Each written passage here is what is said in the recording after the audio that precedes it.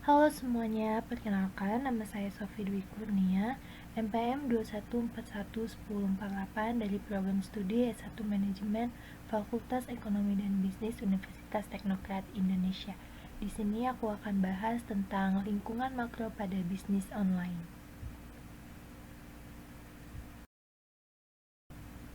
Apa itu lingkungan makro? Lingkungan makro merujuk pada faktor-faktor dan kekuatan di luar perusahaan yang mempengaruhi operasi bisnis.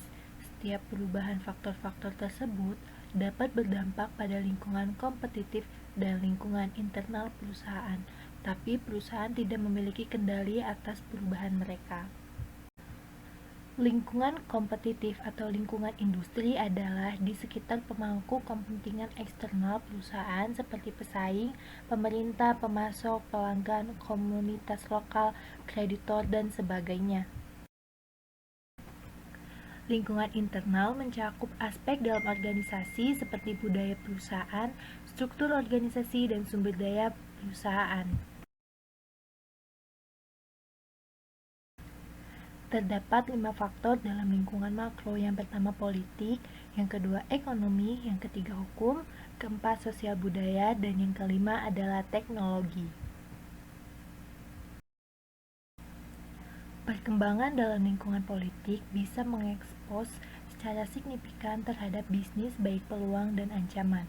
Perubahan dalam perpajakan, undang-undang, dan kebijakan pemerintah adalah contoh terbentuknya lingkungan politik dilandasi pada instansi pemerintah, opini publik, dan kelompok penekanan konsumen serta organisasi yang didukung oleh industri.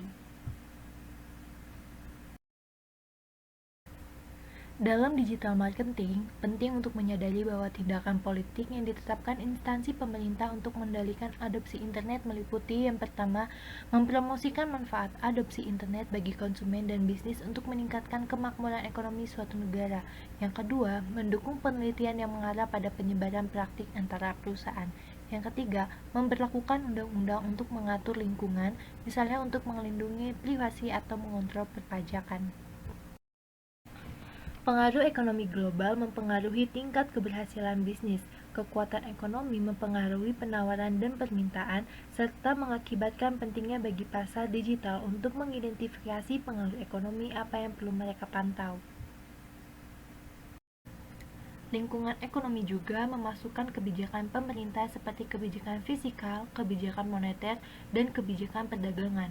Mereka semua mempengaruhi operasi bisnis baik secara langsung maupun tidak langsung. Misalnya, kenaikan tarif impor mengurangi persaingan di pasar.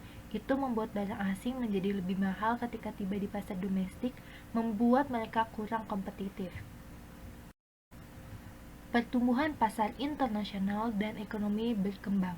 Globalisasi mengacu pada langkah menuju perdagangan internasional dalam suatu pasar global, tunggal, dan mengaburkan perbedaan sosial dan budaya antar negara.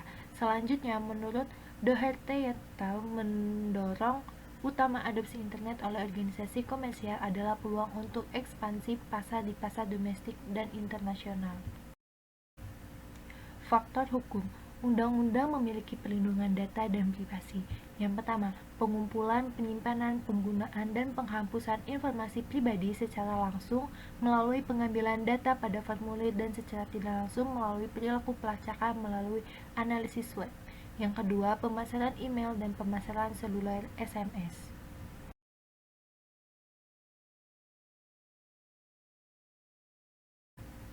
Perlindungan merek dan merek dagang. Yang pertama, penggunaan merek dagang dan nama merek di dalamnya. Nama dominan, konten di situs, kampanye iklan, dan pencarian berbayar. Yang kedua, representasi merek di situs pihak ketiga termasuk mitra, penerbit, dan jejaring sosial. Selanjutnya, faktor sosial budaya. Faktor ini mengacu pada faktor demografis yang mana terkait dengan perubahan dalam populasi dan komposisinya, seperti usia, jenis kelamin, ras, pendidikan, agama, dan etnis.